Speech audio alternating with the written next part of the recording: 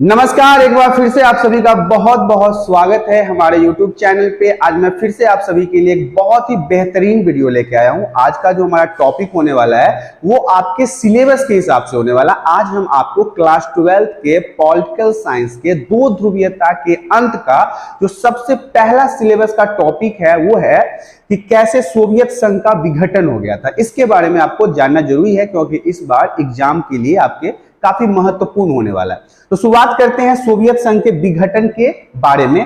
पहला पॉइंट जो है हमारा वो कहता है सोवियत संघ का पूरा नाम समाजवादी सोवियत गणराज्य, जिसे यूएसएसआर के नाम से भी जानते हैं। अगर इंग्लिश में यूएसएसआर की बात करें तो इसे हम union of Soviet socialist Republic के नाम से जानते हैं और हिंदी में क्या कहते हैं, समाजवादी सोवियत गणराज्य। 1917 की समाजवादी क्रांति के बाद सोवियत संघ अस्तित्व में आया था। जो रूसी क्रांति हुई थी, आपने क्लास 9th में रूस की क्रांति के बारे में पढ़ा होगा, तो 1917 की जो समाजवादी क्रांति थी उसी के बाद सोवियत संघ अस्तित्व में आया था। सोवियत प्रणाली जो है या सोवियत दूरी प्रणाली कहिए आप इसे, इसमें कम्युनिस्ट पार्टी के अंतर्गत आता था। मतलब कि कम्युनिस्ट पार्टी जो था, जो यहाँ पे शासन करने के लिए सरकार थी, वो कम्युनिस्ट पार्टी थी और कम्युनिस्ट पार्टी के अंतर ही ये यूएसएसआर आता था। सोवियत संघ में कम्युनिस्ट पार्टी का दबदबा था। अब दबदबा कहने का मतलब है एक छत्रपत अधिकार था इसका। जो कम्युनिस्ट पार्टी थी ना, उसी का एकाधिपत्य अधिकार था, सिर्फ और सिर्फ उसी का वर्चस्व चलता था इस पूरे सोवियत संघ में। तो देखिए, सोवियत संघ द्वारा 1979 में अफगानिस्तान में हस्तक्षेप करने के कारण सोवियत संघ की व्यवस्था और दुर्दशा बहुत खराब हो गई। एक कहानी था, इस चैप्टर के जो डिटेल्स वीडियो है मैंने उसमें आपको बताया है कि कब 1979 में अफगानिस्तान संकट से जुड़ा हुआ यह चित्र है कि जब अफगानिस्तान में दिक्कत आई ना, तो सोवियत संघ जो है उसके आंतरिक मामलों में हस्तक्षेप कर दिया, जिसके कारण इसे मुंह खानी पड़ी। मतलब यह हार तो गया ही, इसके अलावा इसको अन्य देशों से भी बहुत तौहीनी और कहा सुनी भी सुनने को मिला कि आप दूसरे के आंतरिक मामलों में हस्तक्षेप क्यों करते हैं। 1970 के दशक में अंतिम वर्षों में सोवियत संघ की व्यवस्था लड़खड़ा गई थी। मतलब ये सोवियत संघ जो था, जो अलग अलग गणराज्यों से मिलकर बना हुआ था, इसकी जो व्यवस्था थी, इसकी ये जो जिन कारणों से टिका हुआ था, इसके वो सारे कारण खत्म हो गए। इसकी व्यवस्था जो है लड़खड़ा गई या फिर आप चरमरा गई कह सकते हैं। सोवियत संघ में 15 गणराज्यों को जोड़कर सोवियत संघ का निर्माण हुआ था।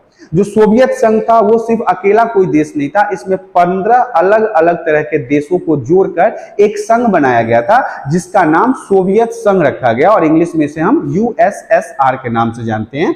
अगला जो हमारा टॉपिक है इसके अंदर वो है इन 15 देशों के नाम। जो सोवियत संघ इन 15 गणराज्यों से मिलकर बना था, उनके नाम इस प्रकार है। पहला है रूस। रूस इसका सबसे महत्वपूर्ण देश था। मतलब आप इन सभी देशों का ना मुखिया भी कह सकते हैं।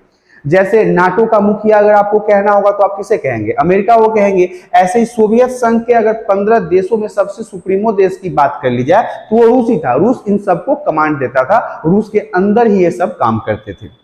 दूसरा जॉर्जिया है, यूक्रेन है, मालदोवा है, बेलारूस है, आर्मेनिया है, अजरबैजान है, कजाकिस्तान है, उज्बेकिस्तान है, तुर्कमेनिस्तान है, किर्गिस्तान है, ताजिकिस्तान है, एस्टोनिया, लताविया और लिथुआनिया। ये 15 जो देश है, इन्हीं 15 देशों के साथ मिलकर सोवियत संघ का निर्माण हुआ था। आगे की स्लाइड में हम आपको बताना चाहेंगे कि सोवियत संघ के विघटन के कारण क्या थे, किन कारणों से सोवियत संघ समाप्त हो गया था। तो सबसे पहला, ये बहुत इंपॉर्टेंट पॉइंट है, आप इसे बिल्कुल अच्छे से समझ लीजिए कि सोवियत संघ ने अपना पैसा संसाधन पूर्वी यूरोप में अधिक लगा दिया।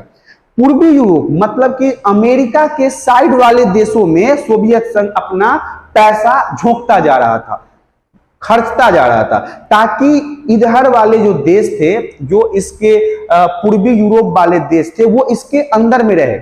उस पर कंट्रोल करने के लिए ये अपने संसाधन का पैसा, अपने टैक्स का पैसा, अपने इन 15 देशों से वसूले गए पैसे उसी साइड झोंकता गया।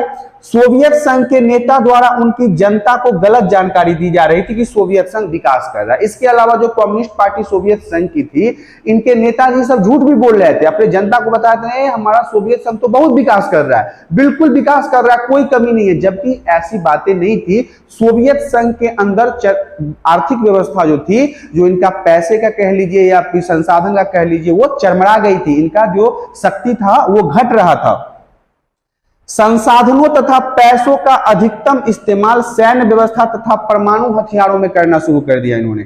इनके जो पैसे थे या संसाधन थे, ये परमाणु बम, गोला बारूद, अपने सैनिकों को मजबूत करने में अधिक से अधिक पैसा झोंकने लगे, जिससे इनके देश की व्यवस्था चमड़ा गई। क्योंकि रूस जो था वो अमेरिका के बराबर आना चाहता था, अमेरिका से टक्कर लेना चाहता था, और वो ये चाहता था कि अमेरिका का वर्चस्व कम हो और सोवियत संघ या फिर आप रूस का वर्चस्व कह लीजिए, उसका वर्चस्व ज्यादा हो। अपने वर्चस्व को बढ़ाने के लिए ये अपने देश का पैसा, अपने संसाधन का पैसा सब इसी सब चीजों में झोंकता जा रहा था।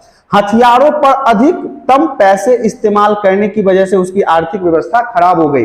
अधिक से अधिक गोला बारूद, अधिक से अधिक ऑटोमेटिक वेपन्स, अधिक से अधिक परमाणु बम, अधिक से अधिक सैन्य शक्ति के लिए, शक्ति बढ़ाने के लिए हथियारों का जखीरा खरीदने के कारण इसके जो आर्थिक व्यवस्था थी वो लड़खड़ा गई। क्योंकि इसने तो ज्यादा से ज्यादा पैसे कहां खर्च कर दिया, इसने ज्यादा से ज्यादा पैसे अपने वर्चस्व को बढ़ाने के लिए, अपने सैन्य शक्ति को बढ़ाने के लिए, हथियारों का खरीद बिक्री करने के लिए, इन सभी चीजों पर वो पैसा खर्चता जा रहा था। गोर्बाचेव जो थे वो वहां के नेता थे। अब गोर्बाचेव की नीति के बारे में भी जानना बहुत जरूरी है कि गोर्बाचेव उसी समय में अपनी एक नीति लागू किए, और इन नीति लागू करने के कारण उन्होंने कहा कि इससे आर्थिक सुधार होगा, आर्थिक सुधार होगा, लेकिन वहां की व्यवस्था इससे चमड़ा गई। जो गोर्बाचेव की मानसिक बुद्धि थी, जिन बुद्धि के कारण उन्होंने इसे लागू किया, लेकिन वैसा कुछ हुआ नहीं। ये इसके विपरीत में परिणाम दिया कि अधिक तेजी से सुधार करने की कोशिश में उनका जो है आर्थिक और प्रौद्योगिक व्यवस्था बिल्कुल लड़खड़ा गई। उनके जो बड़े बड़े फैक्ट्री थे वो लड़खड़ा गए, उनकी जो आर्थिक व्यवस्था थी, इकोनॉमिकल सिस्टम था, ये सभी बिल्कुल बर्बाद हो गए। सोवियत संघ में सत्तावादी पार्टी जनता द्वारा पूछे सवाल तथा जवाब नहीं दे रही थी। जो जनता के द्वारा सवाल पूछे जा रहे थे, अब देखिए कोई भी पार्टी जो सरकार बनाती है वो किसके माध्यम से बनाती है, जनता के माध्यम से बनाती है। तो जनता को ये तो हक है कि वो अपने सरकार से पूछ सके कि क्या हमारी सरकारें तरक्की कर रही है, या हमारी सरकारें हमें नौकरी देगी, या हमारी सरकारें और किन किन तरह के सुधारों का काम कर रही है। तो जब जनता के द्वारा उनके प्रतिनिधि से ये सवाल पूछा जाता था तो उनके प्रतिनिधि सीधा जवाब नहीं देते थे। और सही बात तो ये है कि वो इतने तानाशाह थे कि जनता की कोई बात ही नहीं सुनते थे, उनका अपना जो मर्जी होता था वही करते थे, क्योंकि एक ही पार्टी का सरकार था, वो थी कम्युनिस्ट पार्टी। इस कारण से भी जनता का भरोसा अपनी सरकार से उठता चला गया। सोवियत संघ की जनताओं का उनके सरकार द्वारा उनकी इच्छाओं का पूरा न कर पाना। देखिए शुरुआत में जब सोवियत संघ बना तो उसने बहुत सारे वायदे किए अपने जनता से कि आप जब मेरी सरकार होगी, कम्युनिस्ट पार्टी जीत जाएगा तो आपके लिए घर बनाएंगे, आपको राशन दिया जाएगा, आपके लिए और फलाना XYZ बहुत सारी सुविधाओं की बात की। लेकिन जब सरकार बन गई तो ऐसा जनता के पास कुछ नहीं पहुंचा, जनता उदास हो गई। ये भी एक कारण था कि यहाँ पे सोवियत संघ का विघटन हो गया।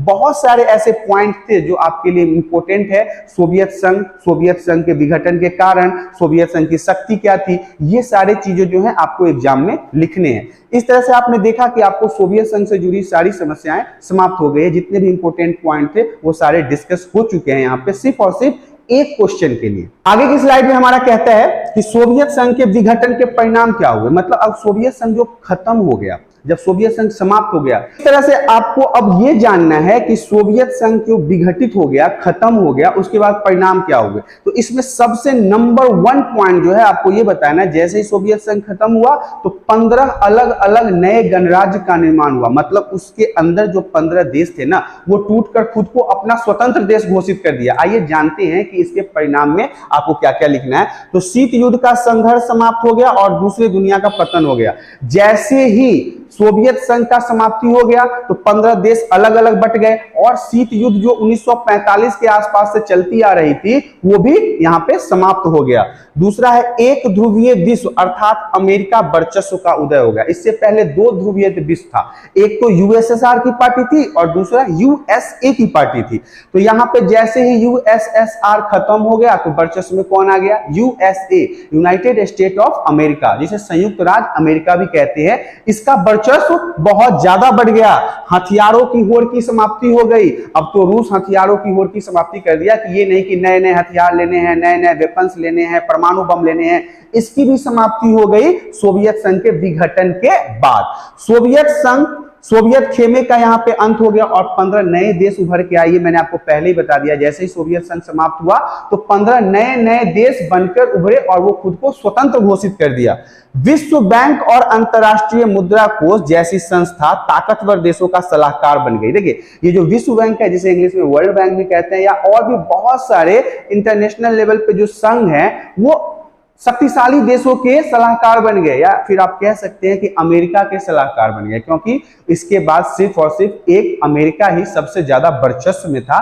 तो अमेरिका के एक तरह से ये गुलाम हो गए, ये इन्हीं के अंदर काम करने लगे और शॉक थेरेपी को अपनाया गया। शॉक थेरेपी को एक बार मैं समझा देता हूं कि शॉक थेरेपी क्या होता है।